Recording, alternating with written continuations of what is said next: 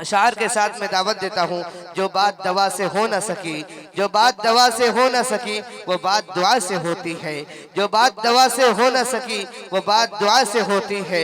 जब मुर्शिद कामिल मिलते हैं तब बात खुदा से होती है। जब मुर्शिद कामिल मिलते हैं तब बात खुदा से होती है। ये अलग बात है कि खामोश खड़े रहते हैं, ये अलग बात है कि खामोश खड़े रहते हैं। फिर भी जो लोग बड़े हैं बड़े रहते हैं, फिर भी जो लोग बड़े हैं वो बड़े रहते हैं। ऐसे असलाफ से मिलता है अपना शजरा, ऐसे असलाफ से मिलता है हमारा शजरा, जिनके जूतों में कई ताज पड़े रहते हैं। इन्हीं अशार के साथ में हिंदुस्तान के बहुत ही मशहूर मारूफ खतीब, हम सब के हरदिल अजीज, पीर तरीक़त, नमूना असलाफ, हजरत मौलाना मोहम्मद आदम मुस्तफ़ा साहब फिरोज़ाबादी दामद बरकातुहु आलिया से गुजारिश करता हूँ कि हजरत वाला अपने कीमती और नूरानी व इरफानी खिताब से हम तमाम सामीन के क़ुलूब को महसूस फरमाए। हजरत वाला का शुक्रिया मैं अपनी तरफ से और इस गांव के तमाम हजरात की तरफ से और मदरसे की तमाम जिम्मेदारों की तरफ से शुक्रिया अदा करता हूँ कि आप इतना लंबा सफ़र तय करते हुए एक छोटी सी दावत पर तशरीफ़ लाए। अल्लाह रब्बुल इज़्ज़त आपको इसका बेहतरीन बदला नसीब फरमाए और आपकी उम्र में, इल्म में खूब खूब बरकतें पैदा फरमाए। अस्सलामु अलैकुम वरहमतुल्लाहि वबरकातुहू। बिस्मिल्लाहिर रहमानिर रहीम।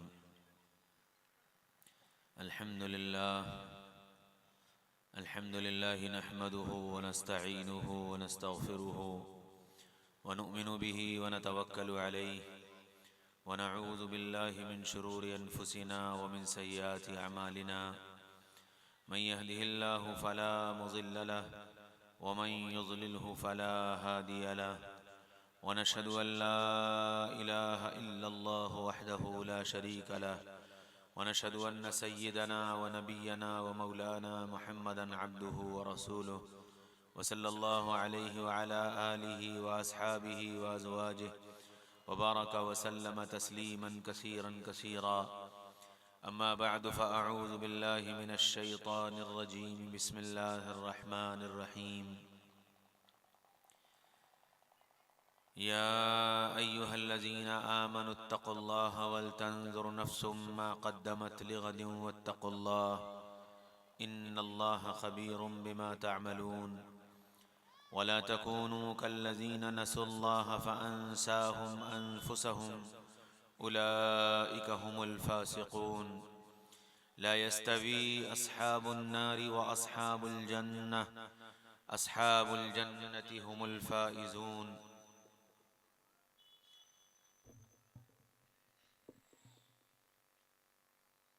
वक़ाल रसूलुल्लाहि सल्लल्लाहु तआला अलैहि वसल्लम तूबा लिअब्दिन जअलहुल्लाहु मिफ्ताहन लिलखैर व मिग़लाक़न लिश्शर्र।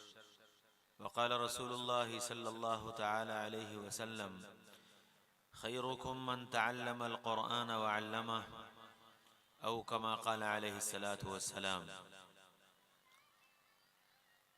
मेरे भाइयों, दोस्तों, अजीज़ों, बुज़ुर्गों, अल्लाह ताला ने हम इंसानों की दुनिया में रहबरी के लिए सैयदना मुहम्मद रसूलुल्लाह सल्लल्लाहु अलैहि वसल्लम को नबी बनाकर भेजा और इंसानों की रहबरी और हिदायत के लिए कुरान को किताब बनाकर भेजा। अल्लाह के नबी सल्लल्लाहु अलैहि वसल्लम अपनी ज़िंदगी से अमली नमूना हमारे और आपके सामने कायम करने के लिए दुनिया में तशरीफ़ लाए और अल्लाह ताला के अहकामात और अल्लाह का कलाम हम तक पहुँचाने के लिए दुनिया में तशरीफ़ लाए। आप सल्लल्लाहु अलैहि वसल्लम ने हमको ज़िंदगी गुजारने का तरीक़ा भी बताया और सलीक़ा भी बताया कि ज़िंदगी कैसे गुजारनी है, मर्दों को कैसे गुजारनी है, औरतों को कैसे गुजारनी है, जवानों को कैसे गुजारनी है, बूढ़ों को कैसे गुजारनी है। ये समझाने और बताने के लिए अल्लाह ताला ने सैयदना मोहम्मद रसूलुल्लाह सल्लल्लाहु अलैहि वसल्लम को हमारे दरमियान नबी बनाकर भेजा। और आप सल्लल्लाहु अलैहि वसल्लम इस इंसानियत के आखिरी नबी हैं। अब आपके बाद कोई नबी नहीं आएगा, आप क़यामत तक के लिए नबी। आप पर नबूवत को ख़त्म कर दिया गया। कुरान पाक के अंदर अल्लाह ताला ने ऐलान किया, मा काना मुहम्मदुन अबा अहदिम मिर रिजालिकुम वलाकिन रसूलुल्लाहि व खातमन नबिय्यीन, कि मोहम्मद सल्लल्लाहु अलैहि वसल्लम अल्लाह के रसूल हैं और आप पर नबूवत को ख़त्म कर दिया गया। अब आपके बाद क़यामत तक कोई नबी नहीं आएगा। अगर कोई नबूवत का दावा करे तो वो झूठा है। कोई ये कहे कि मैं नबी हूँ, नबी बनाकर भेजा गया हूँ, जैसे और नबी आए मैं भी नबी हो सकता हूँ, तो वो झूठ बोलता है। कुरान ने ऐलान किया है कि मोहम्मद सल्लल्लाहु अलैहि वसल्लम आखिरी नबी, और आपके ऊपर जो किताब आई कुरान वो आखिरी किताब, और उस किताब में ऐलान कर दिया गया अल-यौमा अकमलतु लकुम दीनकुम, कि हमने आज दीन मुकम्मल कर दिया है। इस दीन में न कमी होगी न ज्यादती होगी। जो दीन सैयदना मोहम्मद रसूलुल्लाह सल्लल्लाहु अलैहि वसल्लम हमको देकर गए हैं, उस दीन में न तो कोई कमी होगी न कोई ज्यादती होगी, न कोई बात अपनी तरफ से बढ़ाई जाएगी न कोई बात अपनी तरफ से घटाई जाएगी। जो बताया, जैसे बताया, जितना बताया, उसको मानना और उस पर अमल करना। कि जो इंसान उसको मानकर उस पर अमल करके दुनिया से चला जाएगा वो कामयाब हो जाएगा, और जो इंसान उसको न माने या मनमाना माने, जो जी चाहा मान लिया, जो जी चाहा छोड़ दिया, जितना दिन चाहा मान लिया, जितना दिल चाहा छोड़ दिया, फरमाया कि वो दुनिया में भी नाकाम है और आखिरत में भी नाकाम है। मोहम्मद सल्लल्लाहु अलैहि वसल्लम हमारे लिए मुकम्मल दीन लेकर के आए। जिस दीन में आप सल्लल्लाहु अलैहि वसल्लम ने हमको घर की जिंदगी भी सिखाई है और बाहर की जिंदगी भी सिखाई है, बच्चों की तरबियत भी बताई है और कारोबार भी बताया है, शादी ब्याह भी बताया है और गम और तकलीफ भी बताई है। कोई चीज ऐसी नहीं है जिसके लिए मोहम्मद रसूलुल्लाह सल्लल्लाहु अलैहि वसल्लम ने हमारी रहबरी और रहनुमाई न कर दी।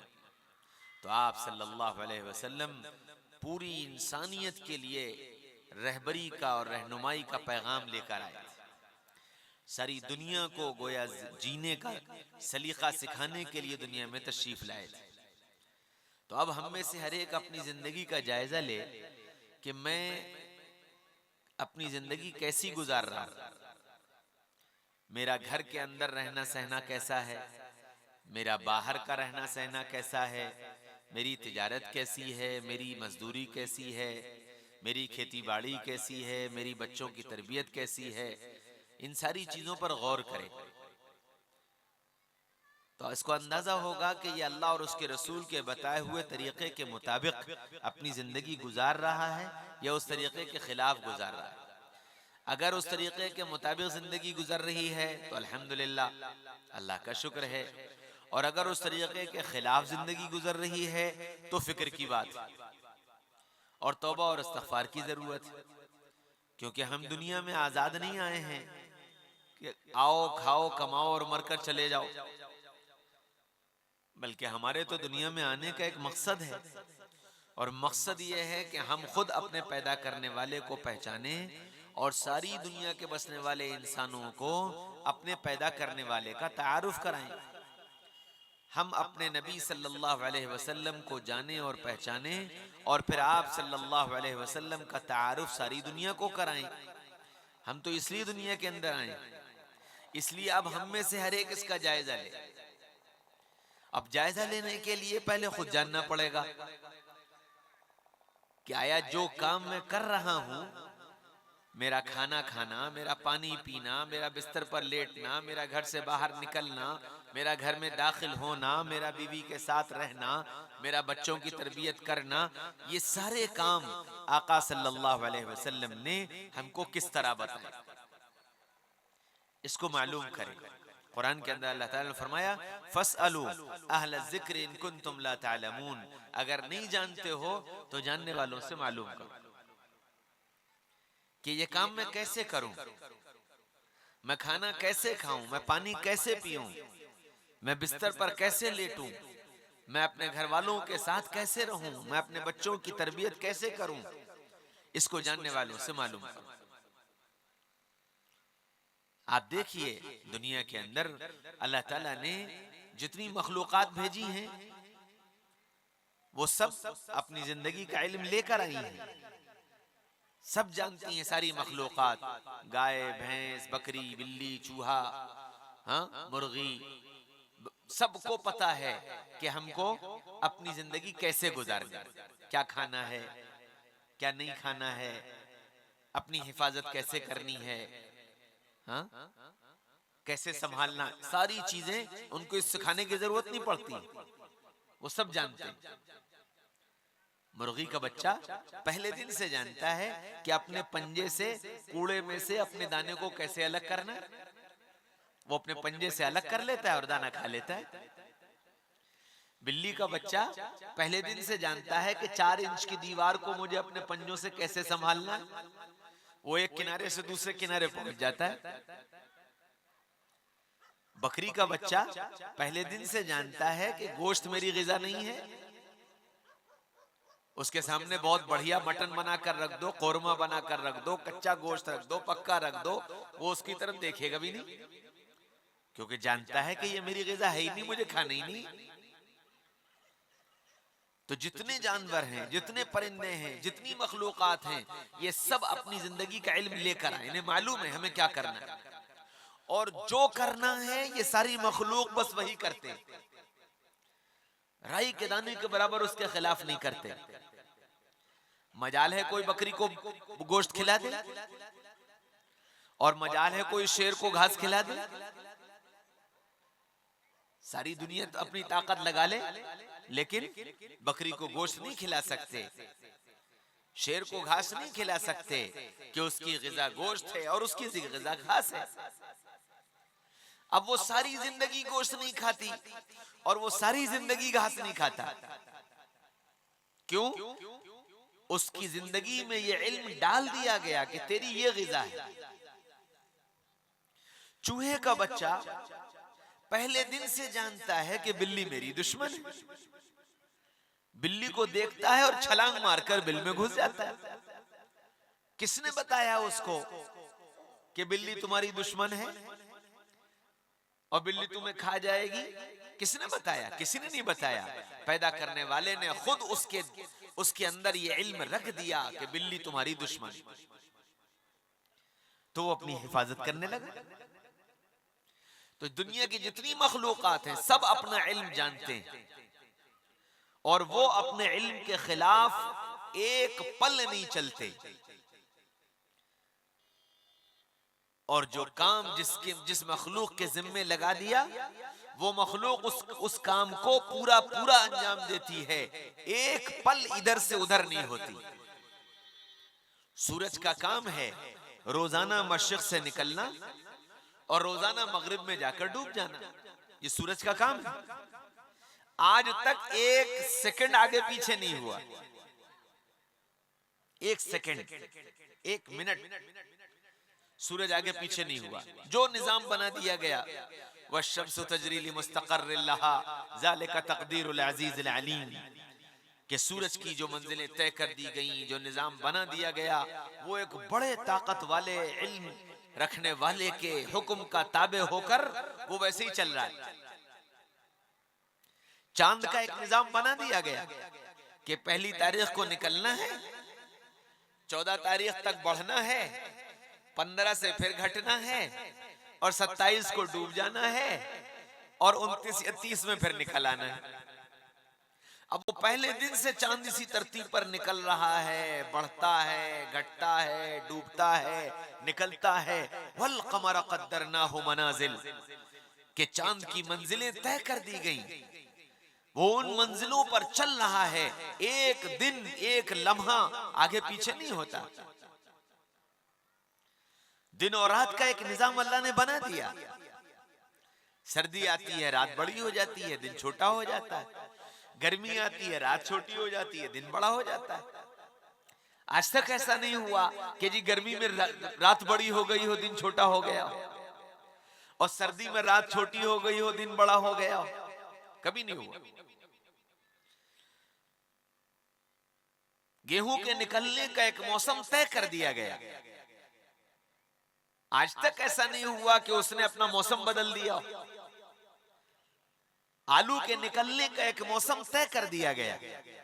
आज तक ऐसा नहीं हुआ कि आलू मार्च के बजाय अक्टूबर नवंबर में निकल आया हो, कि निजाम तय कर दिया गया। अल्लाह ने इल्म दे दिया कि इस वक्त ये, इस वक्त ये, इस वक्त ये। आम सर्दी में नहीं आएगा, गन्ना गर्मी में नहीं आएगा। अल्लाह का निजाम है। तरबूज सर्दी में नहीं आएगा, खरबूजा सर्दी में नहीं आएगा, अमरूद गर्मी में नहीं आएगा। निजाम बना है, अल्लाह ने निजाम बना दिया। और ये अपने निजाम के खिलाफ एक पल नहीं चलते। और जिस दिन से बना है उस दिन से और आज तक ऐसे ही चल रहा है, और आगे जब तक दुनिया रहेगी ये सारा निजाम ऐसे ही चलेगा। क्यों? कि ये सारी मखलूकात अपने पैदा करने वाले की फर्मा बरदार है। इनको जो इल्म दिया गया, ये अपने इल्म पर 100% अमल करने वाले। और दुनिया में चूंकि ये इल्म लेकर आए हैं, ये सब जानते हैं, इनको सिखाने की जरूरत नहीं, इनको पढ़ाने की जरूरत नहीं, इनको बताने की जरूरत नहीं, ये अपना इल्म लेकर आए। अच्छा, चूंकि ये इल्म लेकर आए इसलिए इनमें कोई नबी भी नहीं आया, इसलिए इनमें कोई किताब भी नहीं आई। शेरों में कोई नबी नहीं आया, हाथियों में कोई नबी नहीं आया, बकरियों में कोई नबी नहीं आया, शेरों के ऊपर कोई किताब नहीं आई, बकरियों के ऊपर कोई किताब नहीं आई। क्यों? कि ये अपनी जिंदगी का इल्म लेकर आए। आलिम है, अपनी जिंदगी का इल्म जानते हैं, पहले दिन से जानते हैं। और इंसान इन्नहु काना ज़लूमन जहूला, कि इंसान तो कोरा जाहिल दुनिया में आया है। कुरान पाक के अंदर अल्लाह ताला ने फरमाया, वल्लाहु अखरजकुम मिन बुतूनि उम्महातिकुम ला तअलमून शैया, कि तुम दुनिया में इस तरह आए हो कि तुम कुछ भी नहीं जानते, कुछ भी नहीं जानते। यहां तक के बच्चा दुनिया में आने के बाद अपनी माँ और अपने बाप को भी नहीं जानता। माँ उसको सीने से चिमटा कर, लगा कर कोशिश करती है इस बात की कि ये बच्चा जाने कि मैं इसकी माँ हूं। माँ बच्चे को बार बार बाप का तारुफ कराकर, अब्बा आ गए, अब्बा को बुलाओ, अब्बा कहो, अब्बा बोलो। अब वो बार बार कह कहकर बच्चे को अब्बा अब्बा कहना सिखाया। अगर माँ उस बच्चे को अपने शौहर के अलावा किसी और को बता दे कि इसको अब्बा कहो, तो वो उसको अब्बा कहने लगे। किसी तीसरे को बता दे, वो उसको अब्बा कहने लगे। हाँ, मेरी बेटी मुझे अब्बा कहती है, सऊदिया में रहती है, उसके यहाँ बच्ची हुई, छोटी बच्ची, अब वो यहाँ आई आजकल। चूंकि मेरी बेटी मुझे अब्बा कहती है, मैं उसकी बेटी का नाना हूं, लेकिन वो अपनी माँ से मुझको अब्बा अब्बा सुन रही है, तो वो भी मुझे अब्बा कहने लगे, वो भी मुझे अब्बा कहने लगे। तो हमारी औलाद उसको भी हमें तारुफ कराना पड़ता है कि ये अब्बा हैं, मैं तुम्हारी अम्मा हूं। इतनी जाहिल है वो, माँ बाप को भी नहीं जानती, किसी चीज का नाम नहीं जानती, किसी चीज हर चीज सिखानी पड़ती है।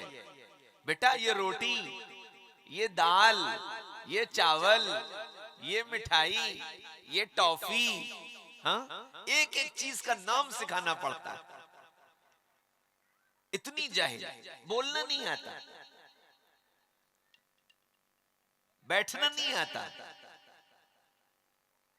चलना नहीं आता, खड़ा होना नहीं आता।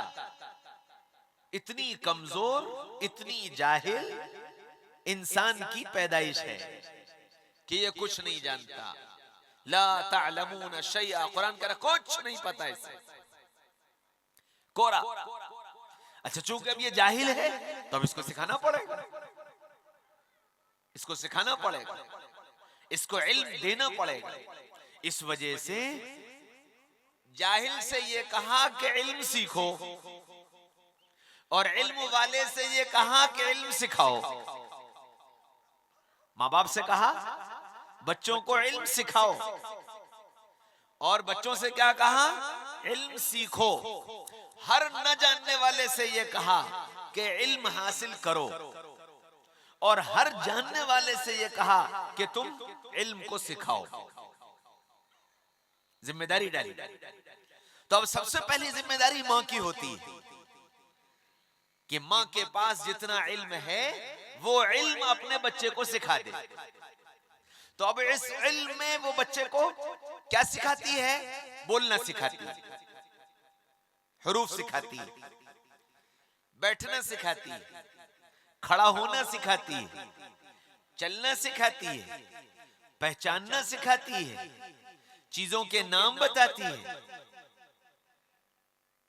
तो यहीं पर अल्लाह ताला ने माँ बाप के जिम्मे एक काम किया कि तुमको अपने बच्चों को क्या सिखाना है, ये कुरान ने बताया।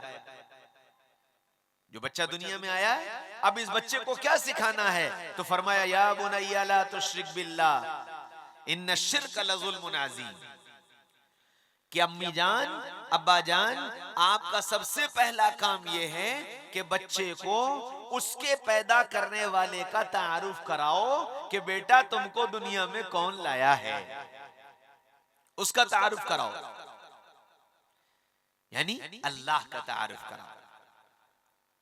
और उसको ये समझाओ कि ला तुश्रिक बिल्लाह, अल्लाह एक है, अकेला है, तन्हा है, उसका कोई साझी नहीं, उसका कोई शरीक नहीं, उसके कोई बराबर का नहीं, उसके अलावा तुमको कोई पैदा करने वाला नहीं, कोई बनाने वाला नहीं, कोई देने वाला नहीं, कोई खिलाने वाला नहीं, कोई पिलाने वाला नहीं।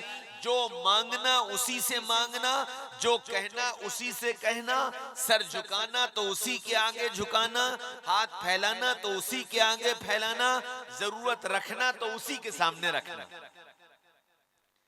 कि ये तारुफ कराना ये माँ बाप की जिम्मेदारी है कि बच्चे को अल्लाह का ये तारुफ कराए कि अल्लाह एक है, ला इलाहा इल्लल्लाह, कि अल्लाह के अलावा कोई माबूद नहीं। इसी वजह से फरमाया कि जब बच्चा बोलने लगे तो सबसे पहले उसे अल्लाह का नाम सिखाओ। बच्चा बोलने लगे तो सबसे पहले उसे अल्लाह का नाम सिखाओ कि वो अल्लाह कहना सीखे।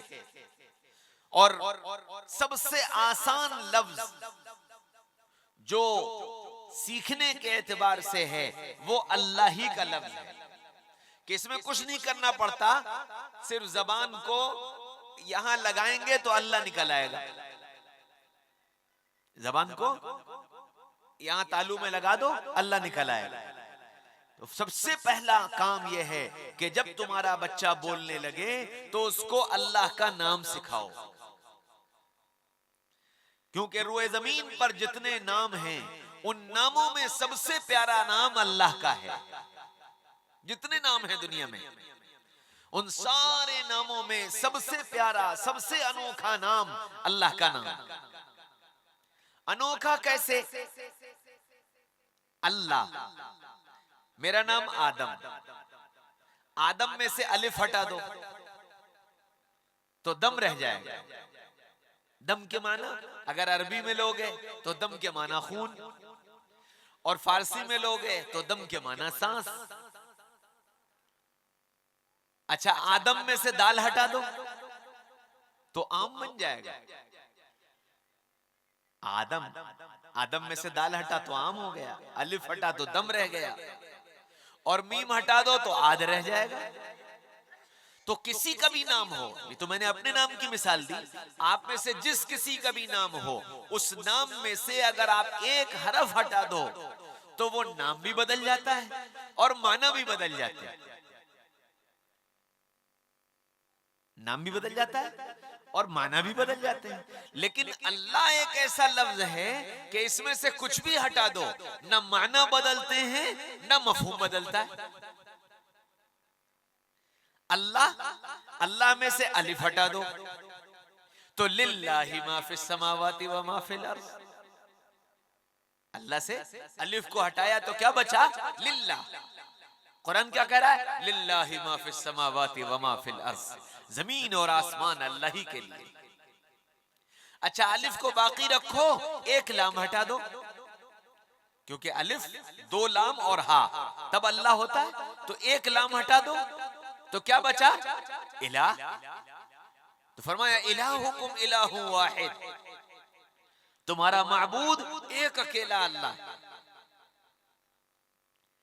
अच्छा, अलिफ भी हटा दो और एक लाम भी हटा दो तो क्या बचा? लहू। तो फरमाया लहू मा फिस समावाति व मा फिल अर्ज़। जमीन उसी अल्लाह की और आसमान भी उसी अल्लाह का। अच्छा, अलिफ हटाओ, लाम हटाओ, दूसरा लाम भी हटाओ, खाली हा बाकी रखो, खाली हा। तो कुरान ने बताया हुवल्लाहुल्लज़ी ला इलाहा इल्ला हू,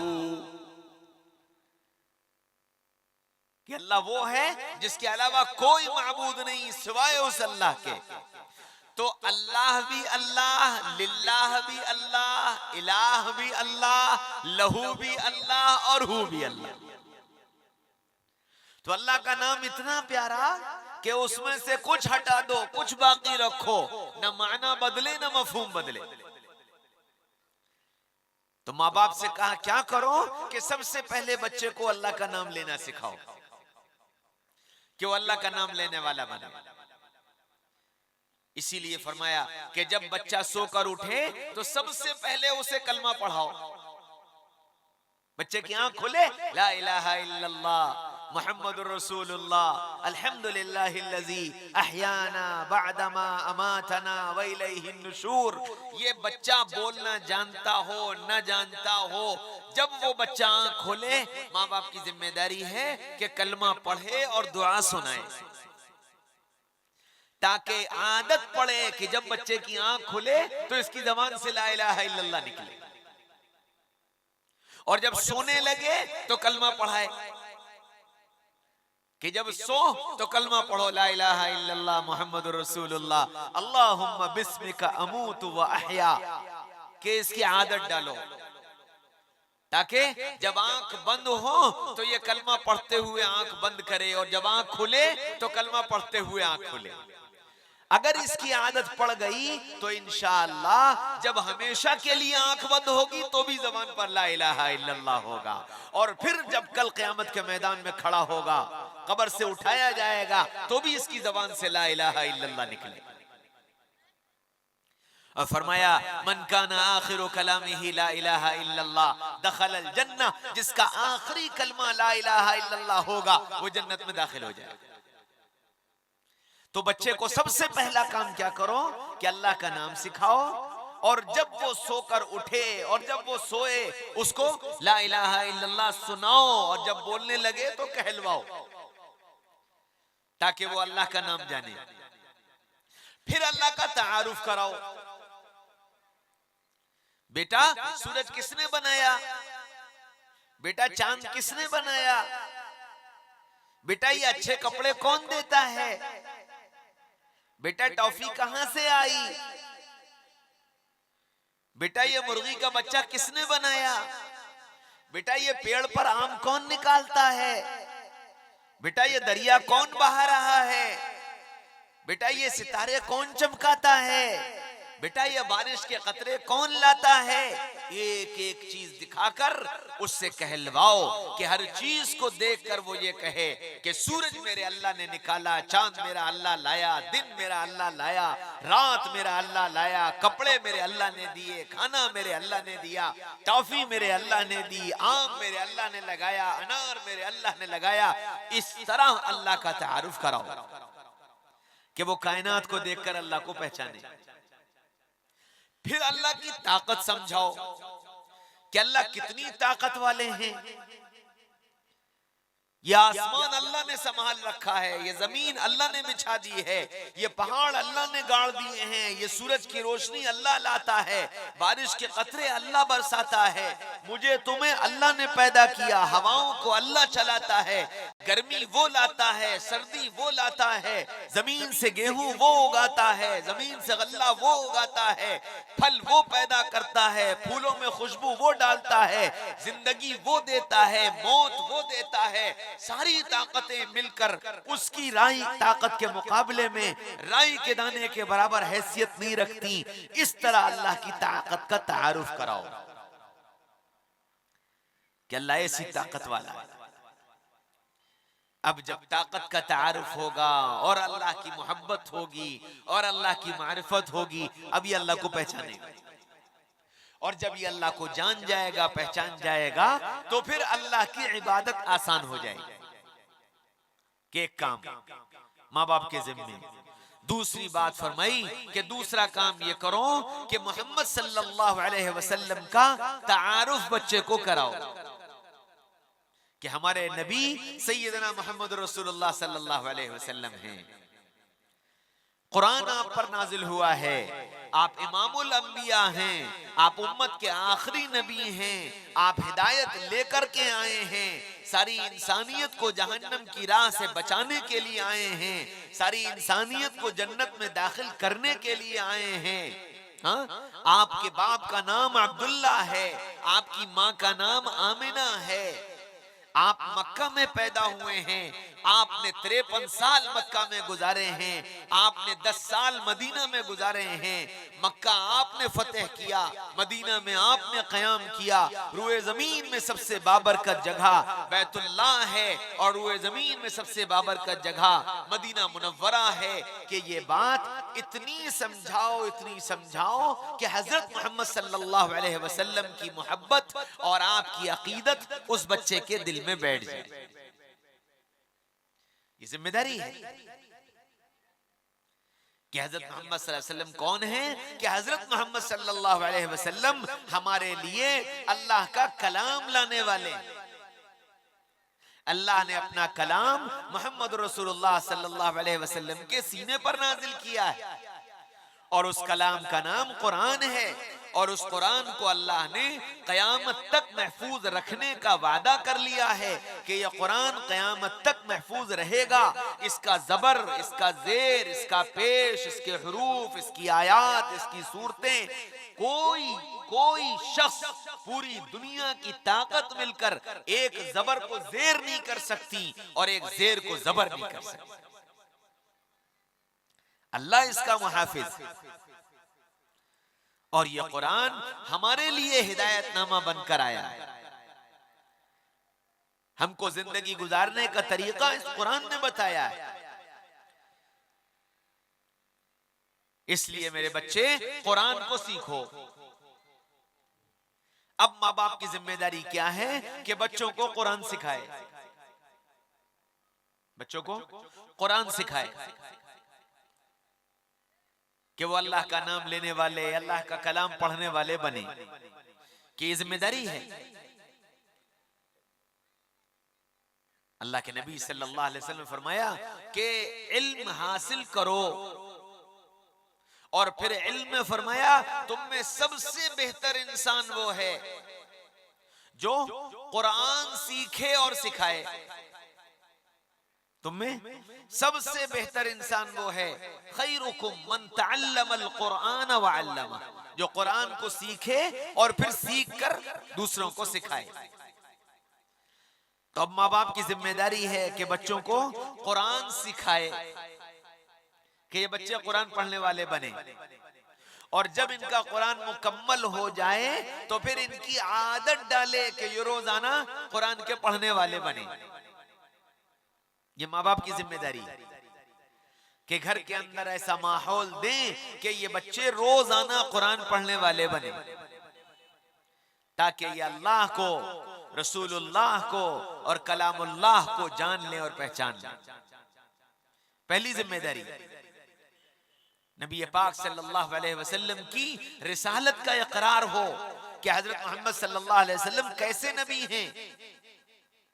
अल्लाह ताला ने आप सल्लल्लाहु अलैहि वसल्लम को सबका महबूब बनाया, सबका महबूब, इंसानों के महबूब, जानवरों के महबूब, पत्थरों के महबूब, दरख्तों के महबूब, सारी मखलूक के महबूब। सारी कायनात ने आपसे मोहब्बत की। दुनिया में जो मखलूकात है ना वो चार तरह की हैं। जमादात यानी पत्थर पहाड़, नबातात यानी ये दरख्त घास फूस, हैवानात जानवर, और इंसान, ये चार तरह की मखलूक। तो जमादात ने भी आप सल्लल्लाहु अलैहि वसल्लम से मोहब्बत की, यानी पत्थरों ने, पहाड़ों ने। कैसे मोहब्बत की? क्या आप सल्लल्लाहु अलैहि वसल्लम उहद के मैदान में थे, दुश्मनों ने आप पर हमला कर दिया और आपके सर में भी चोट लगी, कमर में भी चोट लगी, आपके खून बहने लगा। तो सहाबा दौड़कर आए और आकर आपको उठाया और उठाकर उहद पहाड़ के दामन में ले गए ताकि आप आराम कर लें। तो जिस जगह पर आप सल्लल्लाहु अलैहि वसल्लम को बिठाया गया वो जगह स्पंज की तरह नरम हो गई। फिर जिस पत्थर से आपने टेक लगाया वो पत्थर भी स्पंज की तरह नरम हो गया। क्यों? कि वो पहाड़ जानता था कि दोनों आलम के सरदार सैयदना मोहम्मद रसूलुल्लाह सल्लल्लाहु अलैहि वसल्लम हमारे दामन में पनाह लेने आए हैं, आराम करने आए हैं, कहीं पत्थरों से आपको तकलीफ न पहुंच जाए। आप सल्लल्लाहु अलैहि वसल्लम से पत्थरों ने मोहब्बत की। एक दिन अबू जहल आया और अबू जहल ने अपने दोनों हाथ यूं बंद करके सामने किए, कहने लगा कि मोहम्मद सल्लल्लाहु अलैहि वसल्लम अगर तुम ये बता दो कि मेरे हाथ में क्या है तो मैं तुम्हारी बात मान लूंगा।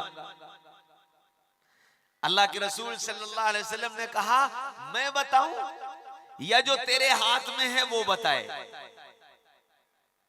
मैं बताऊं कि तेरे हाथ में क्या है या जो तेरे हाथ में है वो खुद बता दे? अब वो हैरान हो गया। अल्लाह के रसूल सल्लल्लाहु अलैहि वसल्लम ने इशारा किया तो अबू जहल के हाथ में जो पत्थर थे वो पत्थर बोले अशहदु अल्ला इलाहा इल्लल्लाह व अशहदु अन्ना मुहम्मदन अब्दुहु व रसूलुहु। तो घबरा कर उसने पत्थर फेंक दिए। तो आप पत्थरों के भी महबूब थे, पहाड़ों के भी महबूब थे। आप सल्लल्लाहु अलैहि वसल्लम मक्का फतेह करके ओहद पहाड़ के पास से होते हुए मदीना में दाखिल हो रहे थे। आपने फरमाया ये पहाड़ मुझसे मोहब्बत करता है, मैं इससे मोहब्बत करता हूं। ये पहाड़ मुझसे मोहब्बत करता है, मैं इससे मोहब्बत करता हूं। तो आप पहाड़ों के और पत्थरों के भी महबूब थे। आप नबातात के महबूब थे, दरख्तों के, झाड़ियों के, इन सब के भी महबूब थे। आप सफर में तशरीफ ले गए, एक जगह आप आराम फरमा रहे थे, साहबा भी बैठे हुए थे। अल्लाह के रसूल की आंख लग गई। दूर एक दरख्त खड़ा हुआ था, वो वहां से हिला, चला, चल कर आया और आकर आप सल्लल्लाहु अलैहि वसल्लम के सराहने खड़ा हो गया और खड़े होकर थोड़ा झुका, फिर सीधा खड़ा हुआ, फिर वापस अपनी जगह चला गया। साहबा हैरान हो गए, देखने लगे। अल्लाह के रसूल की आंख खुली। साहबा ने कहा या रसूल अल्लाह आज तो कमाल हो गया। कि क्या हुआ? कि वो जो दरख्त है वो वहां से चलकर यहां आया था और यहां आकर उसमें वो आपके पास झुका, फिर खड़ा हुआ, फिर वापस चला गया। आपने दरख्त को आवाज दी, उससे पूछा भाई क्या बात है? कहने लगा या रसूल अल्लाह, मेरा जी चाह रहा था आपका दीदार करने को। मैंने अपने अल्लाह से इजाजत मांगी, अल्लाह तू मुझे इजाजत दे दे कि मैं जाकर अपने महबूब का दीदार कर लूं। अल्लाह ने मुझे इजाजत दे दी तो मैं चल कर आया, आपका दीदार किया और दीदार करके मैं वापस अपनी जगह पर आ गया। दरख्तों के महबूब थे। आप जंगल में निकले, अपने खेमे से बाहर निकले, बड़ा जंगल था, छोटी छोटी झाड़ियां थी और अलग अलग थी, कुछ यहाँ कुछ वहां कुछ वहां। आप सल्लल्लाहु अलैहि वसल्लम को इस्तिंजे की जरूरत थी, पर्दे की कोई जगह नहीं थी, तो आपने एक सहाबी से को कहा कि जाओ बाहर खड़े होकर ऐलान करो कि ए जंगल के झाड़ियों, मोहम्मद रसूलुल्लाह के लिए पर्दे का इंतजाम करो, मोहम्मद रसूलुल्लाह को इस्तिंजे की हाजत। वो सहाबी आए और बाहर मैदान में खड़े होकर ऐलान किया।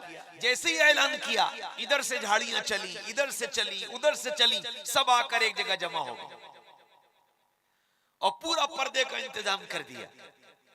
अल्लाह के रसूल अपनी जरूरत से फारिग हुए, फिर फरमाया तुम लोग अपनी जगह वापस चले जाओ। वो सारी झाड़ियां वापस चली। एक दिन अल्लाह के रसूल सल्लल्लाहु अलैहि वसल्लम घर में तशरीफ फरमा थे, भूख लगी, बाहर निकले। सैयदना अबू बकर भी आ गए, उमर भी आ गए, अली भी आ गए, उस्मान भी आ गए, सब आ गए। सैयदना अबू बकर, उमर और अली और अल्लाह के रसूल, ये चार लोग जमा हो गए और चारों भूखे, सख्त भूख, गर्मी का जमाना। अल्लाह के रसूल से सबने कहा कि या रसूल अल्लाह, भूख निकाल कर लाई, भूख निकाल कर लाई, भूख निकाल कर लाई। सब बैठ गए। अल्लाह के रसूल ने फरमाया अली बाहर जाओ, वो खजूर का दरख्त है, उस दरख्त से जाकर कहो रसूलुल्लाह और उनके साथी भूखे हैं, रसूलुल्लाह को ताजी खजूरें दी जाएं। हज़रत अली गए और चादर बिछाई और चादर बिछाकर दरख्त की तरफ देखा ऊपर और कहा कि अल्लाह के रसूल और उसके साथी भूखे हैं, ताजी खजूरें दी जाएं। दरख्त के सारे पत्तों से खजूरें टपकने लगी और इतनी खजूरें टपकी कि अली की सारी चादर भर गई।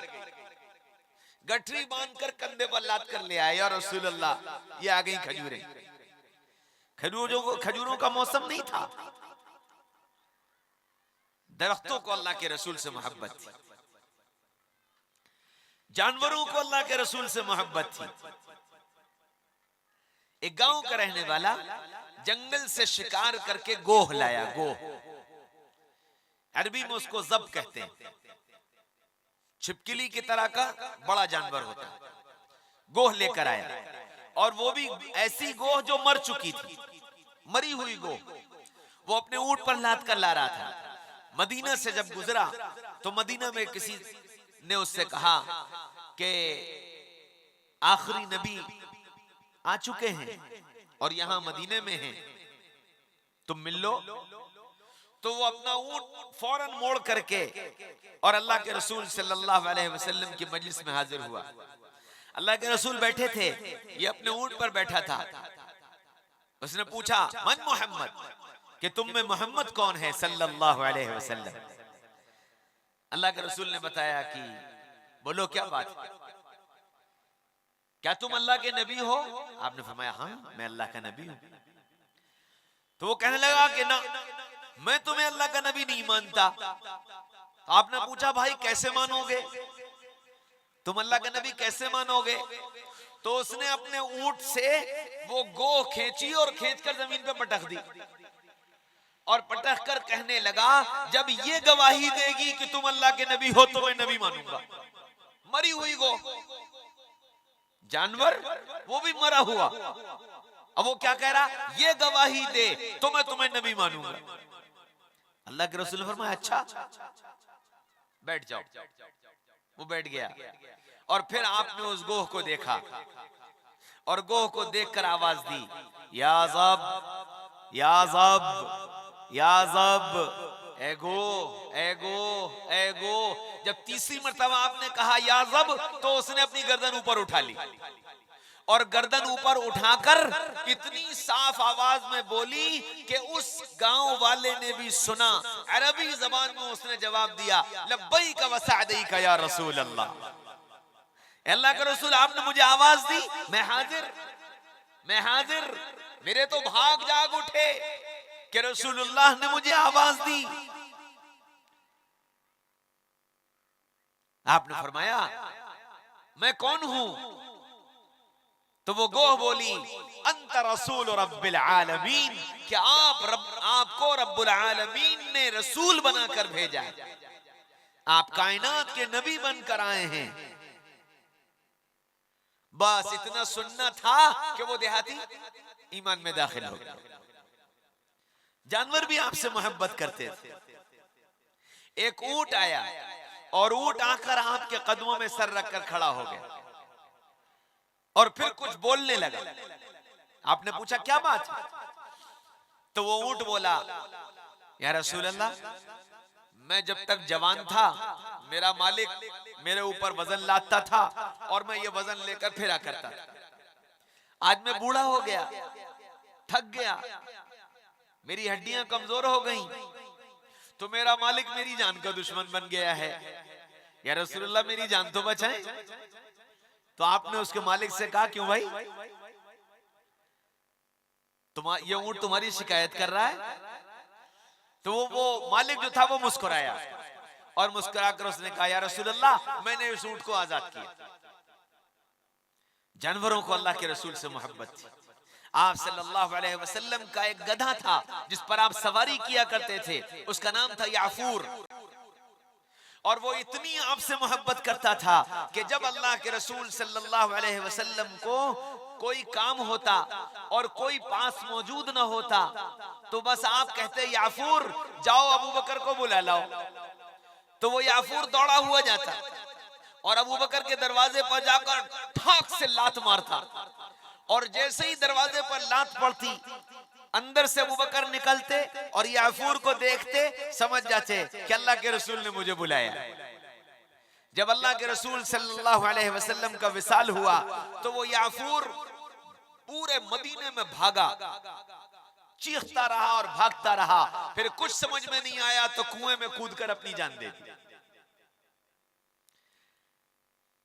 आपकी ऊंटनी थी जिस पर आप सवारी किया करते थे, जब आप सल्लल्लाहु अलैहि वसल्लम का विसाल हो गया तो उसने खाना छोड़ दिया, पीना छोड़ दिया और जंगल में निकल गई कब्रिस्तान में, और कब्रिस्तान में जाकर एक जगह पड़े पड़े आंसू बहा बहा कर भूखी प्यासी रहकर अपनी जान दे दी। जानवर भी अल्लाह के रसूल से प्यार करते थे। फिर इंसानों ने भी आप सल्लल्लाहु अलैहि वसल्लम से प्यार किया। कितना प्यार किया, अल्लाहु अकबर। सैयदना अबू बकर सिद्दीक रजी अल्लाह अन्हु हिजरत के मौके पर आप सल्लल्लाहु अलैहि वसल्लम को लेकर जा रहे हैं। साथ चलते चलते कभी आगे चलना शुरू कर देते, फिर एकदम से पीछे आ जाते, फिर दाएं आ जाते, फिर बाएं आ जाते, फिर आगे पहुंच जाते हैं। अल्लाह के रसूल ने पूछा, अबू बकर ये क्या कर रहे हो? कभी आगे चलते हो, कभी पीछे चलते हो, कभी दाएं चलते हो, कभी बाएं चलते हो, ये कर क्या रहे हो? कहने लगे, या रसूल अल्लाह, जब दिल में ये ख्याल आता है कोई आपको आगे से न सता दे तो मैं जल्दी से आगे आ जाता हूं, कोई पीछे से न सताए तो मैं पीछे आ जाता हूं, कोई दाएं से न सताए तो दाएं आ जाता हूं, कोई बाएं से न सताए तो बाएं आ जाता हूं कि या रसूल अल्लाह, आपको कोई तकलीफ न पहुंचे, मैं उस तकलीफ का सामना करूं। उहद के मैदान में अल्लाह के रसूल सल्लल्लाहु अलैहि वसल्लम पर दुश्मनों ने हमला शुरू किया तो हजरत कतादा रजी अल्लाह अन्हु आपके सामने आकर खड़े हो।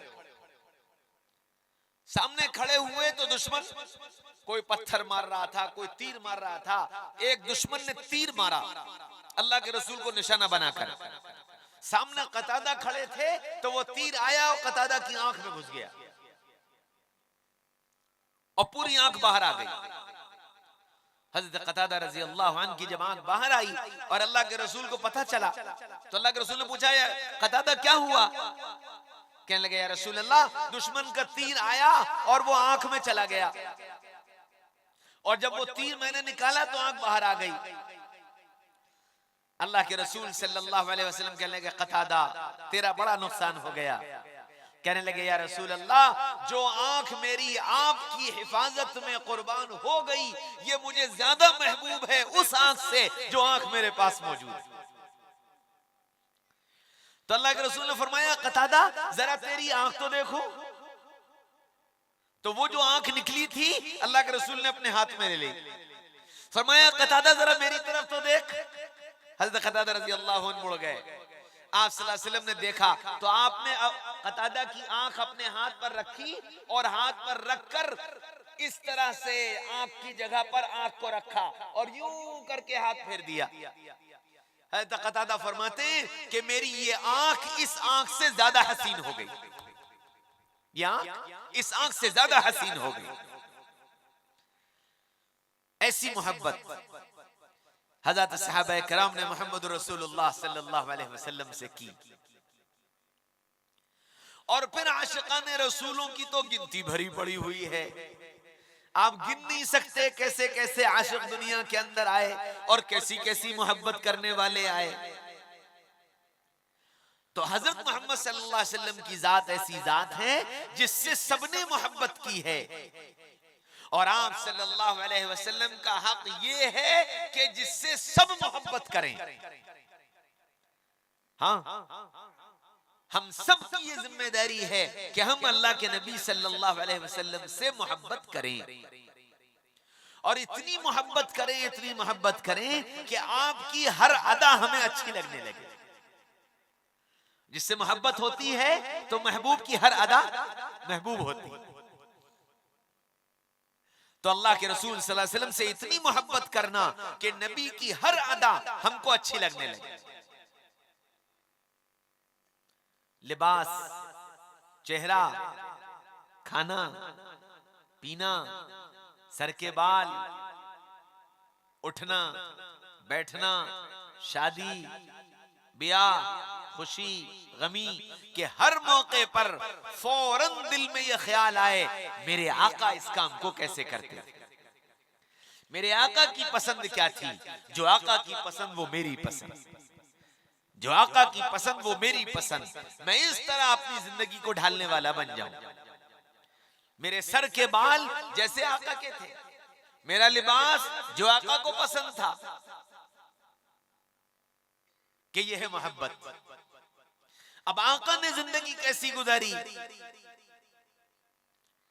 कि नबी पाक सल्लल्लाहु अलैहि वसल्लम ने फरमाया, कुर्रतु ऐनी फिस सलाह, मेरी उम्मत को बता दो मेरी आंखों की ठंडक नमाज में है।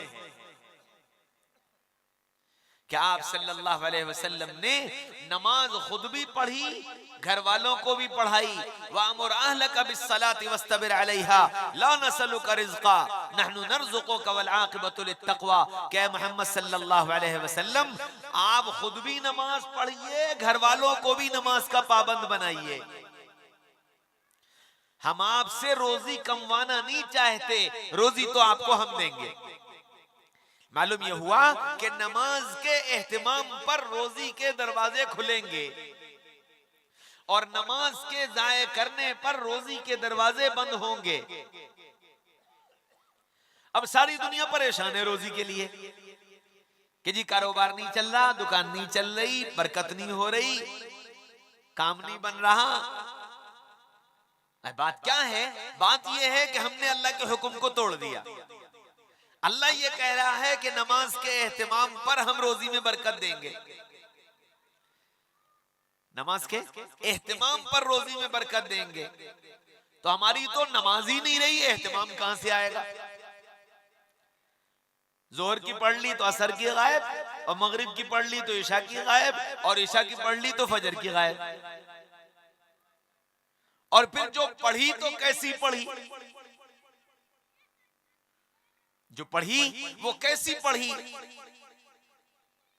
हम में से बहुत सारे लोगों ने उम्मीद ये है अल्लाह की जात से कि सबने ईशा की नमाज पढ़ी होगी, लेकिन ईमानदारी की बात यह है कि अगर आप अभी अपने आप से ये सवाल करो कि आज मैंने ईशा की नमाज पढ़ी थी, इमाम साहब ने दूसरी रकात में कौन सी सूरत पढ़ी थी? हम अपने आप से पूछें कि हमने इशा की नमाज पढ़ी है, इमाम साहब के पीछे पढ़ी है, इमाम साहब ने दूसरी रकात में कौन सी सूरत पढ़ी थी? 90% तबका ऐसा होगा जिसको याद नहीं होगा। क्यों? कि गफलत वाली नमाज है।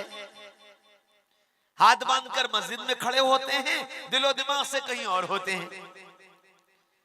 तो अब इस नमाज पर अल्लाह की मदद कैसे आएगी? कोई आदमी कोई काम करता है, कोई कारोबार करता है, उसको सीखता है। नमाज को हमने सीखने की जरूरत ही नहीं समझी कि नमाज कोई सीखने की चीज है, वजू कोई सीखने की चीज है। हम मदरसे में पढ़े 10 साल, नमाज के सारे मसाइल पढ़े, नमाज के सुन्नत, नमाज के वाजिबात, नमाज के फराइज, नमाज के मुस्तहबात सब पढ़े। 10 साल तक पढ़ते रहे। लेकिन 10 साल पढ़ने के बाद जब एक बुजुर्ग की खिदमत में पहुंचे तरबियत के लिए कि हमारी तरबियत हो जाए, तो उन बुजुर्ग ने 1 महीना नमाज ठीक कराई। 1 महीना, 10 साल मौलवी बनने के बाद 1 महीने तक नमाज ठीक कराई कि नमाज ऐसे पढ़ो, हाथ ऐसे बांधो, रुकू ऐसे करो, सजदा ऐसे करो, कयाम में ये सोचो, रुकू में ये सोचो, सजदे में ये सोचो, तस्बीह ऐसे पढ़ो, कुरान ये पढ़ो। एक एक चीज कभी खुद पढ़कर दिखाई, कभी हमको पढ़वाया और पढ़वा कर अपने वहीं खड़े होकर ये ऐसे करो, ये ऐसे करो करके बताया। 1 महीने तक। जब 1 महीने नमाज पढ़ना सिखा ली, तब फिर ये कहा कि हाँ अब हमें भी नमाज पढ़ा दिया करो। सफर में या तबीयत खराब रहती थी कमरे में, तब 1 महीने के बाद इसकी इजाजत दी कि हाँ अब नमाज पढ़ाओ। मौलवी होने के बाद तो अब बताओ कि नमाज कितनी बड़ी चीज है, इसका कितना सीखना जरूरी है। अल्लाह माफ फरमाए, मेरा तुम्हारा हाल तो यह है, अल्लाह ने अगर आप में से किसी को तौफीक दी हो अल्लाह के रास्ते में निकलने की और जमातों में जाने की, तो शायद वहां जाकर के 10 सूरतें सुना दी हो और नमाज के दुआएं और तहियात और दुरूद शरीफ सुना लिया हो और उसका मुज़ाकरा कर लिया हो। और अगर ऐसा नहीं है तो बचपने में जब कभी किसी मकतब में या किसी मौलवी साहब के पास बैठे होंगे और वहां बैठ करके नमाज में जो आगे पीछे सही या गलत जो याद कर लिया, बस वही नमाज चल रही है। आप बताओ उस नमाज पर अल्लाह की मदद कैसे आ जाए, कैसे मसाइल हल हो जाएंगे। मेरे भाइयों, दोस्तों, बुजुर्गों, नमाज तो बनाने की चीज है, क्योंकि इस नमाज से अल्लाह से लेने के दरवाजे खुलते हैं। सहाबा ने अल्लाह के रसूल सल्लल्लाहु अलैहि वसल्लम से नमाज सीखी, फिर क्या कहा? अल्हम्दुलिल्लाह, बराह रास्त अल्लाह से बातें करने का जरिया मिल गया। अपने मसाइल को बराह रास्त अल्लाह से हल कराने का जरिया मिल गया। अब वो 2 रकात नमाज पढ़ते थे और अपना मसला हल करा लेते। एक सहाबिया हैं, मक्का मुकर्रमा से मदीना मुनव्वरा आई हिजरत करके और अपने बेटे को लेकर आई। शौहर ईमान नहीं लाए थे, बेटा और माँ ये दोनों मदीने आ गए। मदीने में आने के बाद बेटा बीमार पड़ा और बीमार पड़ने के बाद बेटे का इंतकाल हो गया। लोगों ने आकर इत्तला दी कि तुम्हारे बेटे का इंतकाल हो गया। तो सुनो, अभी मेरे बेटे के जनाजे को हाथ मत लगाना, अभी मेरे बेटे के जनाजे को हाथ मत लगाना, मैं जब तक ना आ जाऊं। बहुत अच्छा, जैसा आपका हुक्म। अब ये अल्लाह की बंदी उठी, वजू किया, 2 रकात नमाज पढ़ी और नमाज पढ़कर हाथ उठाए कि अल्लाह, मैं ये जानती हूं कि मौत इसकी अपने वक्त पर आई है, लेकिन ऐ मेरे रब, अगर इस वक्त मेरा ये बच्चा दुनिया से चला गया तो मेरा सारा खानदान मुझे ताने देगा कि देखो तुमने अपना दीन छोड़कर मोहम्मद रसूलुल्लाह के दीन को इख्तियार किया, तो तुम्हारे माबूदों ने नाराज होकर तुम्हारी औलाद तुमसे छीन ली।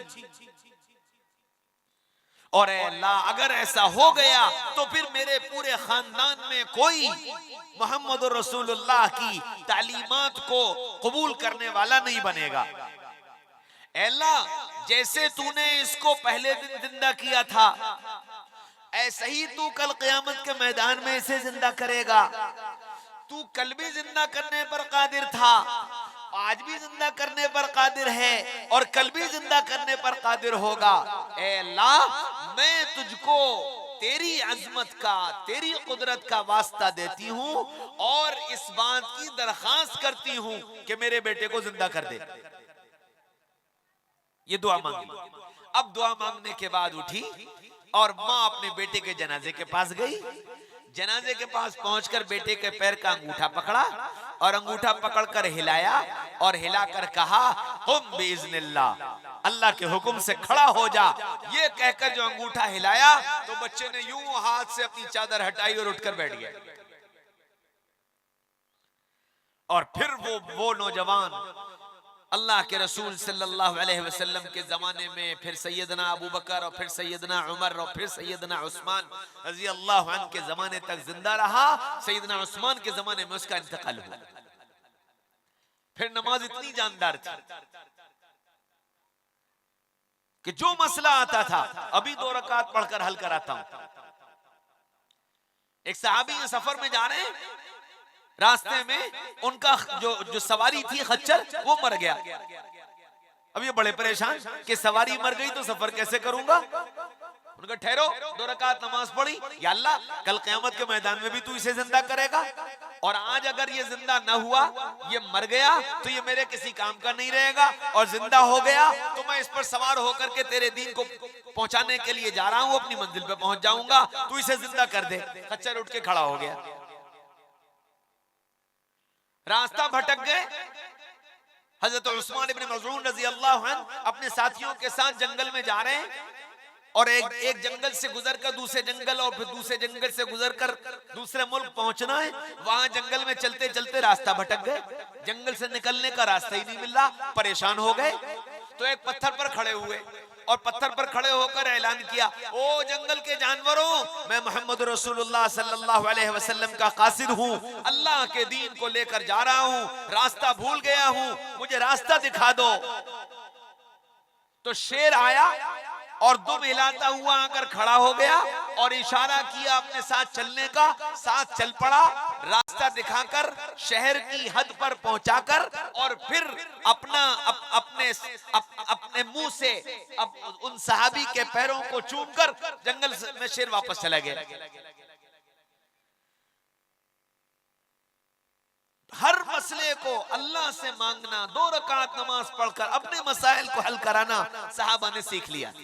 नमाज ऐसी, मेरे भाई और दोस्तों बुजुर्गों, हमारी नमाज गफलत वाली नमाज हो गई। पहली बात तो रही नहीं, और जो रही भी तो गफलत वाली रही। गफलत वाली, टूटी फूटी, ना अल्फाज सही, न रुकू सही, न सजदा सही, और फिर इसकी फिक्र भी नहीं। इसलिए मेरे भाइयों दोस्तों अजीजों बुजुर्गों, खुद भी इसकी फिक्र करो कि हमारा अपने अल्लाह से ताल्लुक कायम हो और मोहम्मद रसूलुल्लाह सल्लल्लाहु अलैहि वसल्लम से रिश्ता कायम हो और दीन समझ में आए और हमारी नस्लें अल्लाह को जानने वाली, रसूल को जानने वाली, कुरान को जानने वाली, हदीस को जानने वाली बने। ये जो गांव-गांव, कस्बा-कस्बा मकतब कायम किए गए हैं, किए जा रहे हैं, किए जाते हैं, इसका मकसद क्या है कि हमारी गोदों में पलने वाले बच्चे अल्लाह और उसके रसूल को जान लें, अल्लाह के कलाम को जान लें, अल्लाह के कलाम को पढ़ने वाले बन जाएं, इनका रिश्ता अल्लाह और उसके रसूल से कायम हो जाए। इसलिए ये मकातिब और मदारिस हमारे दीन की हिफाजत के किले हैं कि इससे दीन की हिफाजत होगी, दीन मौजूद रहेगा। अगर ये मकातिब व मदारिस की हमने हिफाजत न की तो याद रखो कि आने वाली नस्ल में दीन का महफूज रहना मुश्किल हो जाए।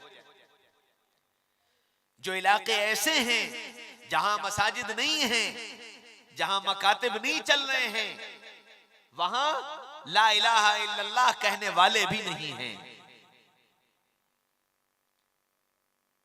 इसलिए इसकी फिक्र करो कि अपनी नस्लों के अंदर दीन बाकी रहे, अल्लाह और उसके रसूल का नाम बाकी रहे, अल्लाह उसके रसूल का तारुफ बाकी रहे।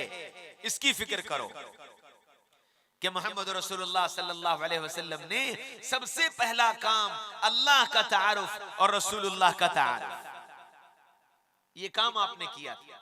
अल्लाह का तारुफ कराया था और अपनी नबूवत का तारुफ कराया था कि मैं तुम्हारे दरमियान अल्लाह का नबी बनकर आया हूं। और नबूवत तुम्हारी समझ में नहीं आ रही तो अल्लाह ने नबी सल्लल्लाहु अलैहि वसल्लम के हाथ पर सैकड़ों मौजज़ात जाहिर फरमाए, जिसको देखकर दुनिया ने पहचाना कि आप अपने वक्त के नबी। आपके उंगली के इशारे पर चांद के 2 टुकड़े हुए। एक सफर में आपके साथ सहाबा हैं, सहाबा का पानी खत्म हो गया, न वजू का पानी बचा, न पीने का पानी बचा, न खाने के लिए पानी, सब पानी खत्म हो गया। सहाबा परेशान हो गए, प्यास से तड़पने लगे। तो आप सल्लल्लाहु अलैहि वसल्लम फरमाया, सबके बर्तनों का पानी एक जगह जमा कर लो। तो सबके बर्तनों का पानी जमा किया गया तो 1 प्याला पानी निकला। कितना? 1 प्याला। आपने वो पानी प्याले का मंगवा लिया। पानी का प्याला मंगवाकर आप सल्लल्लाहु अलैहि वसल्लम ने उसमें यूं करके अपनी उंगलियां डाली और उंगली डालकर फिर यूं उंगली थोड़ी सी ऊपर कर ली।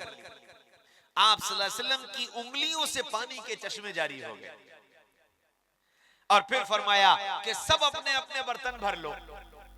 तो जितने सहाबा थे पहले तो सबने खुद पिया और पीने के बाद सबने अपनी अपनी मशकें भरी, अपने अपने बर्तन भरे। जब सबके बर्तन भर गए तब आपने अपना हाथ प्याले से हटा लिया, पानी के चश्मे बंद हो गए। वक्त का नबी है, सैकड़ों मौजज़ात अल्लाह के नबी सल्लल्लाहु अलैहि वसल्लम के हाथ पर अल्लाह ने जाहिर फरमाए ताकि दुनिया इस बात को जान ले कि हजरत मोहम्मद सल्लल्लाहु अलैहि वसल्लम अल्लाह के नबी। तो अब हमारी तुम्हारी जिम्मेदारी कि हम अल्लाह को पहचाने, रसूल को पहचाने, अल्लाह पर ईमान लाएं, रसूलुल्लाह सल्लल्लाहु अलैहि वसल्लम की रिसालत पर ईमान लाएं, आपके आखिरी नबी होने को यकीनी जाने कि आप आखिरी नबी हैं, आपके बाद कोई नबी नहीं आएगा, आप क़यामत तक के लिए नबी बनकर आए हैं, आपकी तालीमात क़यामत तक के लिए हैं और क़यामत तक के रहने वाले इंसान कामयाब जभी होंगे जब अल्लाह और उसके रसूल के तरीकों पर जिंदगी गुजारेंगे। इसलिए जितने लोग यहाँ बैठे ये नियत करें कि इंशाअल्लाह हम अल्लाह और उसके रसूल के तरीके पर जिंदगी गुजारेंगे, करेंगे इंशाअल्लाह। अल्लाह को राजी करना, अल्लाह की रजा क्या है कि जो काम अल्लाह को नाराज करने वाले हैं उन्हें छोड़ दो, जिन कामों से अल्लाह राजी होता हो उनको करने लगो। अपने नबी की इताअत करना कि नबी सल्लल्लाहु अलैहि वसल्लम ने जो बताया उसको करने लगो, जिन कामों से मना किया उनसे रुक जाओ। हाँ, अल्लाह और उसके रसूल ने किसी काम को मना नहीं किया है बल्कि काम करने के तरीके बताए हैं कि ये काम कैसे करो। उस काम को हम उस तरीके पर कर लेंगे तो दीन बन जाएगा। जैसे मिसाल के तौर पर खाना खाना है। अब एक आदमी खड़े होकर खाना खाता है, एक आदमी लेटकर खाना खाता है। अब खड़े होकर खाना खाया, अल्लाह भी नाराज, रसूलुल्लाह भी नाराज। लेटकर खाना खाया, अल्लाह भी नाराज, रसूलुल्लाह भी नाराज। खाना खाओ, खाना खाने से मना नहीं किया, खाना खाओ, लेकिन कैसे खाओ। अब ये अल्लाह के नबी ने बताया खाना कैसे खाओ। फरमाया खाना खाओ तो दस्तरखान बिछाकर खाओ, खाना खाओ हाथ धोकर खाओ, खाना खाओ सीधे हाथ से खाओ, खाना खाओ अल्लाह का जिक्र करते हुए खाओ, खाना खाओ तो अल्लाह की नेमतों पर शुक्र अदा करो। कि ये नबी ने तरीका बताया। अब इस तरीके पर खाना खाओगे तो अल्लाह भी राजी, रसूलुल्लाह भी राजी। पानी पिया, खड़े खड़े पी लिया, पानी पिया एक सांस में पी लिया, पानी पिया उल्टे हाथ से पी लिया। तो अब पानी खड़े होकर पिया, पानी एक सांस में पिया, पानी उल्टे हाथ से पिया, अल्लाह भी नाराज, रसूलुल्लाह भी नाराज। पानी पीने को मना नहीं किया, पानी पियो, लेकिन कैसे पियो कि पानी बैठकर पियो, पानी दाहिने हाथ से पियो, पानी 3 सांस में पियो, पानी जब पी चुको तो अल्लाह का शुक्र अदा करो। क्या अब इस तरीके पर पानी पिया तो अल्लाह भी राजी, रसूलुल्लाह भी राजी। इसी तरह हर काम अल्लाह और उसके रसूल ने मुझे तुम्हें बता दिया कि ये काम कैसे करो, हम उस तरीके पर कर लेंगे तो वो दीन बन जाएगा। हम उस तरीके पर कर लेंगे तो अल्लाह राजी हो जाएगा, रसूलुल्लाह खुश हो जाएंगे। और कल क़यामत के मैदान में जब हम खड़े होंगे तो फिर हमको दूर से देखकर नबी पहचान कर कहेंगे, इसे आने दो, ये मेरा है मैं इसका हूं, ये मेरा है मैं इसका हूं, इसे आने दो। और जो दुनिया में नबी के तरीके के खिलाफ जिंदगी गुजार कर गया, खाना पीना सोना जागना उठना बैठना चलना फिरना, ये सब नबी के तरीके के खिलाफ हुआ, तो फिर जब ये नबी के सामने जाएगा तो नबी कहेंगे, बुअदन बुअदन सुहकन सुहकन, दूर करो मुंह काला करो, दूर करो मुंह काला करो, ये मेरा नहीं मैं इसका नहीं, ये मेरा नहीं मैं इसका नहीं। और मेरे भाइयों दोस्तों अजीजों बुजुर्गों, जिससे नबी मुंह फेर ले फिर उसकी तबाही और बर्बादी में क्या शक रह जाता है। इसलिए अपने को ऐसा बनाओ कि कल नबी ये कह दें, ये मेरा है मैं इसका। अपने को ऐसा बनाने की कोशिश करो, करेंगे, सब करेंगे इंशाअल्लाह। नमाज को सीखो, नमाज अच्छी बनाओ, अपनी नस्लों को कुरान और नमाज पर खड़ा करो कि ये कुरान पढ़ने वाले बने, नमाज के पाबंद बने। एहतिमाम करवाओ खुद भी और बच्चों को भी, औरतें भी और मर्द भी, सब नमाज का एहतिमाम करने वाले बने ताकि अल्लाह राजी हो। नबी सल्लल्लाहु अलैहि वसल्लम की आखिरी तमन्ना उम्मत से सिर्फ यही थी, अस्सलात अस्सलात वमा मलकत ऐमानुकुम, मेरी उम्मत नमाज की हिफाजत करना, मेरी उम्मत नमाज की हिफाजत करना, मेरी उम्मत नमाज की हिफाजत करना। और नबी इसी आखिरी तमन्ना के साथ दुनिया से गए, अस्सलात अस्सलात अस्सलात, देखो नमाज देखो नमाज देखो नमाज। लेकिन हाय, इस उम्मत के 95% तबके ने उस नमाज की भी हिफाजत न की, उस नमाज की भी लाज न रखी, उस नबी की आखिरी तमन्ना की भी लाज न रखी। बताओ अल्लाह कैसे राजी होगा, बताओ अल्लाह की मदद कैसे आएगी, बताओ हमारे तुम्हारे मसाइल कैसे हल होंगे। इसलिए मेरे भाइयों दोस्तों अजीज बुजुर्गों, ये नियत करो कि इंशाअल्लाह आज से नमाज नहीं छोड़ेंगे। सब नियत करो कि कुछ भी हो जाए, कहीं हो, नमाज नहीं छोड़ेंगे इंशाअल्लाह। अपने घर वालों को नमाज का पाबंद बनाओ, अपने बच्चों को कुरान की तालीम फर्ज के दर्जे में जरूरी समझो कि ये कुरान पढ़ें, ये उर्दू पढ़ें, ये दीन सीखें, ये अल्लाह और उसके रसूल को जाने और पहचाने, फिर ये डॉक्टर बने, इंजीनियर बने, प्रोफेसर बने, साइंटिस्ट बने, ये कुछ बने, लेकिन कुरान और हदीस और अल्लाह और उसको रसूल को जानकर और पहचान कर, पढ़कर और समझकर फिर ये जो चाहे बने। ये जहां रहेंगे ये मुसलमान बनकर रहेंगे। और अगर कुरान न पढ़ाया, उर्दू न पढ़ाई, अल्लाह रसूल का तारुफ न कराया, डॉक्टर बना दिया, इंजीनियर बना दिया, प्रोफेसर बना दिया, साइंटिस्ट बना दिया, तो फिर याद रखो कि ये सिर्फ दीन से ही दूर नहीं होंगे, बल्कि ये दहरियत की तरफ चले जाएंगे, ये कम्युनिज्म की तरफ चले जाएंगे, ये अल्लाह और उसके रसूल के मुनकिर बन जाएंगे। कल क़यामत के मैदान में हमारे लिए वबाल बन जाएंगे। इसलिए कोशिश करो कि हमारे बाद हमारी नस्ल मुसलमान बाकी रह सके, मुसलमान बाकी रह सके। ये कितनी अहम बात है। आप एक छोटा सा वाक़या सुन लो, बस बात खत्म कर रहा हूं। हजरत याकूब अलैहिस्सलाम अल्लाह के नबी हैं, उनके वालिद इसहाक अलैहिस्सलाम अल्लाह के नबी हैं, उनके वालिद यानी याकूब अलैहिस्सलाम के दादा इब्राहिम अलैहिस्सलाम वो भी अल्लाह के नबी हैं, याकूब के बेटे यूसुफ अलैहिस्सलाम वो भी अल्लाह के नबी हैं, दूसरे बेटे बिन्यामीन वो भी अल्लाह के नबी हैं, तीसरे बेटे यहूदा वो भी अल्लाह के नबी हैं। याकूब खुद नबी, बाप नबी, दादा नबी, बेटे नबी, 3 बेटे नबी। वो याकूब अलैहिस्सलाम अपने बेटों को जमा कर रहे हैं, उन बेटों को जिन बेटों में नबी बेटे मौजूद हैं, और उन बेटों से क्या सवाल कर रहे हैं? मा तअबुदून मिन बादी, मा तअबुदून मिन बादी, मेरे बच्चों मेरे बाद तुम किसकी पूजा करोगे, मेरे बाद तुम किसकी पूजा करोगे? बच्चों ने जवाब दिया, कालू नाबुदु इलाहका व इलाहा आबाइक, ए अब्बा जान, हम आपके बाद आपके रब की और अपने आबा व अजदाद के रब की पूजा करेंगे। अच्छा जी, ये सवाल जवाब याकूब ने अपने बेटों से किया, लेकिन अल्लाह ने इस सवाल जवाब को कुरान में सुनाया।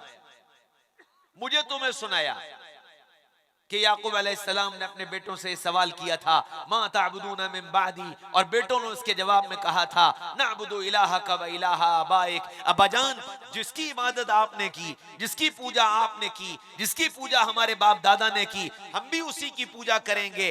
ये सवाल जवाब कुरान में इसलिए सुनाया कि क़यामत तक के आने वाली ये उम्मत और ये इंसानियत अपनी नस्लों से ये सवाल करे, मेरे बाद तुम किसकी पूजा करोगे, मेरे बाद तुम किसकी इबादत करोगे।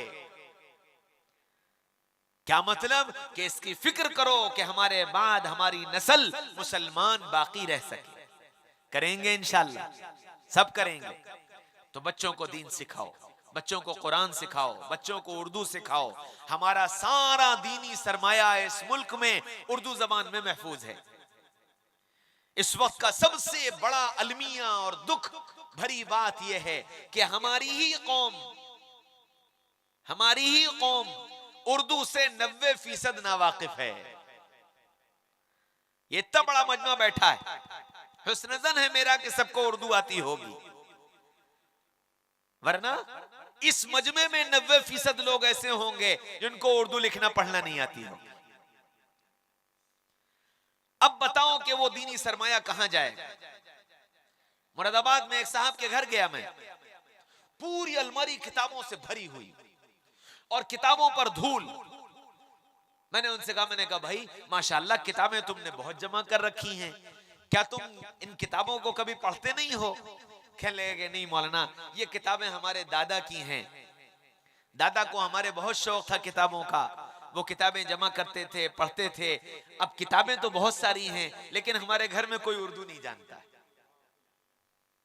इसलिए इन किताबों को कोई हाथ नहीं लगाता। ये एक घर की कहानी नहीं है। मैं इंटर कॉलेज में पढ़ाता हूं, 2500 लड़का कॉलेज के अंदर है, 2500 लड़का, और 2500 लड़कों में उर्दू पढ़ने वाले 12 लड़के हैं। 12 लड़के हैं सिर्फ उर्दू पढ़ने वाले। एवरेज लगा लो आप कि कितने % उर्दू जानते हैं। मौलाना अबुल कलाम आजाद ने कहा था, जिस कौम को खत्म करना हो, दफन करना हो, उससे उसकी जबान छीन लो, वो कौम खुद ब खुद खत्म हो जाएगी। हमसे हमारी जबान छीन कर, हिंदी के अखबार पकड़ा कर हमको हमारे खत्म करने की पूरी तैयारी कर दी गई कि नाम से हम अब्दुल्ला और अब्दुर्रहमान बाकी रहेंगे, बाकी हम ना हमें अपनी तहजीब का पता होगा, ना अपनी तालीमात का पता होगा, ना अपनी तारीख का पता होगा, ना अपने बुजुर्गों की जिंदगियों का पता होगा। जो हिंदी किताबों में, हिंदी अखबारों में आ जाएगा, हम उसी को तारीख समझ बैठेंगे, और फिर कहां से कहां पहुंच जाएगी बात अल-अमान अल-हफीज। इसलिए फिक्र करो इस बात की कि हमारे बाद हमारी नस्ल कुछ जाने न जाने लेकिन कुरान पढ़ जाए और उर्दू पढ़ने वाली बन जाए। करेंगे इंशाअल्लाह, सब करेंगे। अल्लाह मुझे और आपको कहने सुनने से ज्यादा अमल की तौफीक नसीब फरमा दे। इस गांव को कबूल फरमा ले, गांव वालों को कबूल फरमा ले, और अपने दीन की इशाअत के लिए और दीन की हिफाजत के लिए आपको और आपकी नस्लों को कबूल फरमा ले। वाखिरु दावाना अनिल हम्दुलिल्लाहि रब्बिल आलमीन।